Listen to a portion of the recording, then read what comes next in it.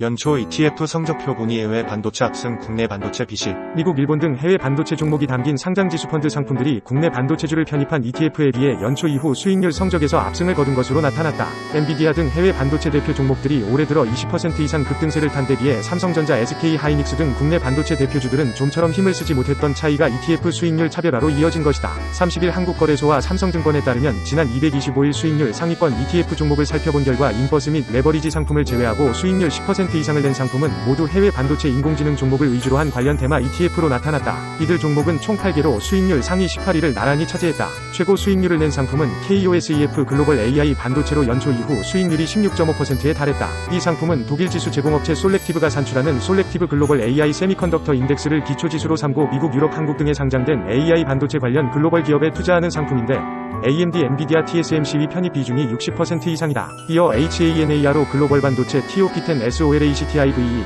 KODEX 미국 반도체 MB, 에이스 글로벌 반도체 TOP4 플러스 SOLACTIVE 등도 10% 이상의 수익률을 뽐내며 나란히 24위에 올랐다. 5위 역시 일본에 상장된 반도체 산업 관련 종목에 투자하는 타이거 일본 반도체 FACTSET이 차지했다. 반면 똑같이 반도체 AI를 테마로 한 ETF라도 국내 관련 종목 위주로 담은 ETF 상품들은 부진한 수익률을 나타냈다. 포커스 AI 코리아 액티브, 타이거 AI 코리아 그로스 액티브, 에이스 AI 반도체 포커스 등을 비롯해 국내 투자형 AI 반도체 ETF 상당수는 월간 수익률이 마이너스를 기록했다. KODEX AI 반도체 핵심 장비, SOL 반도체 소부장 프엔 등 일부가 플러스 수익률을 내기는 했지만 한 자릿수에 그쳤다. 이 같은 성적차는 국내외 반도체 AI 종목 간 수익률 격차에 따른 현상이다. 실제 AMD의 경우 지난해 말 147.41달러에서 지난 26일 기준 177.25달러로 20.2% 올랐고 같은 기간 엔비디아도 495.2달러에서 610.31달러로 23.2% 상승한 상태다. 이처럼 해외 반도체 종목이 연초 이후 급등하자 개별 종목 투자에 뒤늦게 뛰어들기에 부담을 느낀 투자자들이 이들 종목을 편입한 ETF를 선택하는 경우도 많았다.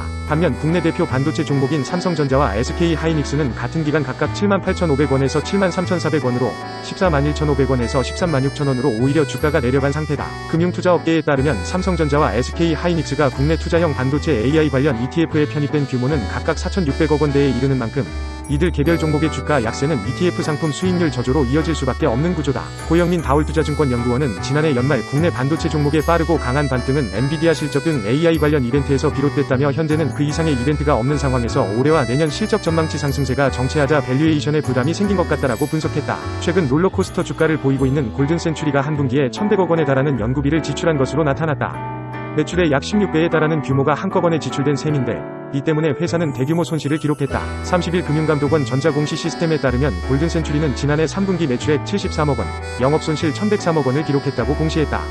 전년 동기 대비 매출액은 58% 감소했고 영업이익은 4억 원에서 대규모 적자로 돌아섰다. 대규모 적자의 원인은 연구개발비다. 골든센츄리는 지난해 3분기에만 연구개발비로 5억 8,637만 위안을 사용했다.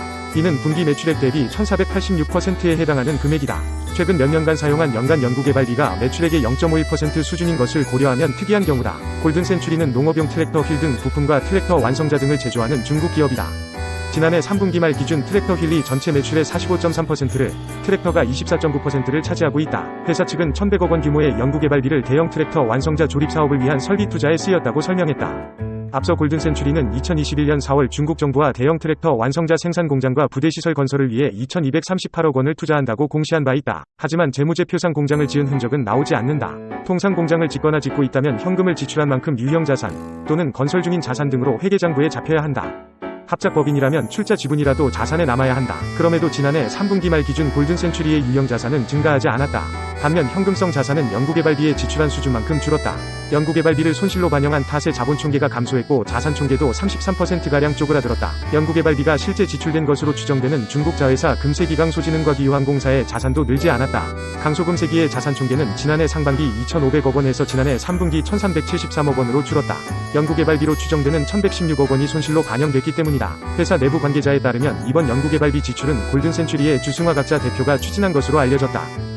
주승화 대표는 골든센츄리 지분 11.84%를 보유한 최대 주주다. 회사 관계자는 중국 내에서 트랙터 완성자 시장 경쟁이 치열한 상황에서 충분한 시장 조사 없이 주 대표가 대규모 연구개발비 지출을 강행했다고 주장했다. 한편 골든센츄리의 주가는 지난해 줄곧 내리막길을 걸었다. 실적이 급감한 것이 주요한 원인으로 풀이된다. 또 지난해 말 골든센츄리 경영진이 주가 조작에 연루됐다는 소식도 주가를 짓눌렀다. 금융당국에 따르면 골든센츄리는 2017년 말부터 2018년 초까지 유상증자를 진행했다.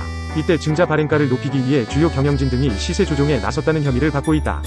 당시 골든센츄리의 최대 주주이자 대표이사는 주승화 대표다. 올해 초부터 코스닥 시가총액 상위 종목들의 유가증권 시장 이전 상장이 예고되면서 관심이 집중됐으나 이전 후 주가는 기대에 턱없이 못 미치는 것으로 나타났다. 올 들어 2차전지주의 부진이 이어지고 있기 때문으로 풀이된다.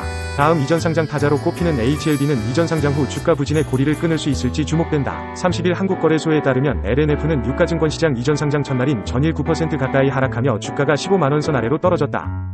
LNF의 주가가 15만원 아래로 떨어진 것은 약 2달 만이다. 앞서 코스피에 이전 상장한 포스코 DX도 이전 상장 이후 부진한 주가 흐름을 이어가고 있다. 포스코 DX는 상장 첫날인 2일 주가가 6% 넘게 빠지며 7만원대 아래로 떨어진 이후 최근 주가는 5만원대에서 움직이고 있다. 이전 후 주가는 23.32% 하락했다. LNF와 포스코 DX의 이전 상장 후 주가 부진은 2차전지주 전반적인 주가 부진 여파 때문으로 풀이된다.